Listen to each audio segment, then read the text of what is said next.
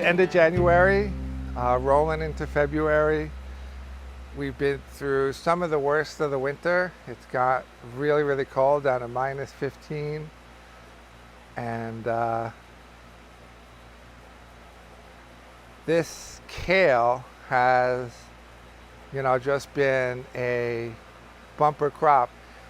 And it has been since we started doing it. And we've tried to actually do kale a lot of different times. We tried to do like winterboard kale, curly, the curly kale. We've tried every type of kale that we would normally plant, and it just was never productive enough where we thought that it was worth anything to take up space in the winter. But Elliot Coleman, who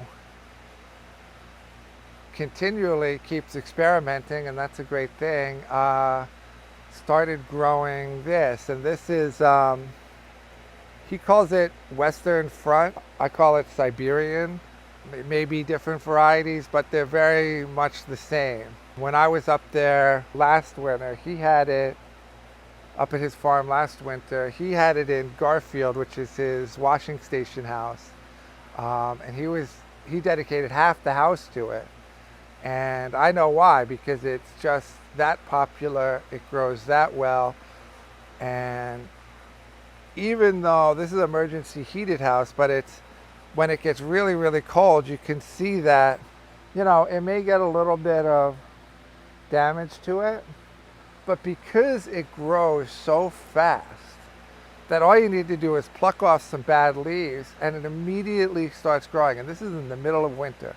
I've never seen anything grow as fast in the winter. Usually you're just harvesting in the winter. You're just, grabbing whatever is available and then replanting, and you won't get anything regrowing until the spring. And so you're just grabbing what you're storing. You're like storing it in the ground. But not with this. It just continues to regrow and regrow and regrow, and you get so many harvests out of it that once we go into spring, we just have to start taking it out, because it's going to be more than we can handle. We're not going to be able to sell it all. Even taking the frosted leaves out, it's just too much.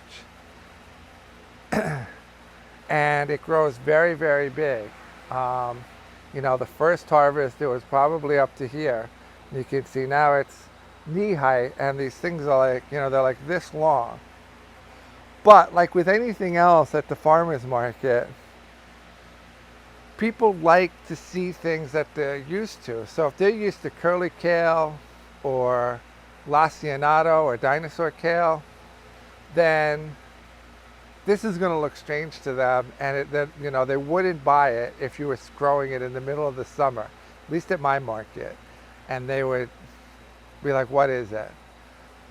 But when there's a limited stuff in the winter, you get away with a whole bunch of things that you normally wouldn't get away with. And this, you can get people to try it. And because it's the winter, it's very tender, it's very sweet. We actually make pesto out of it, where we just grind it down, add some Parmesan cheese and olive oil, and it's just a great pesto that you can use anywhere, and it's just fantastic. And it's so good that people will come back and buy 4 bunches, 5 bunches. And I know in the summer, people aren't going to buy that much kale, because it's just too much good stuff around for them to be buying all that kale. But in the winter, people just go crazy for it. It also makes great smoothies. It can make kale chips if people want to do that.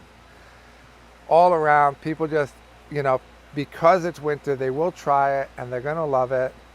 And it's just such a great producer that we've dedicated so much space to. We did start with 100 feet, then 200 feet. And now we have, almost half a house to, actually, yeah, it is half a house, more than half a house to this kale.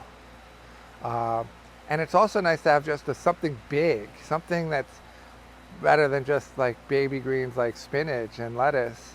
To have something big on the table is very nice. And it also frees you up from constantly washing baby greens and drying baby greens and bagging baby greens.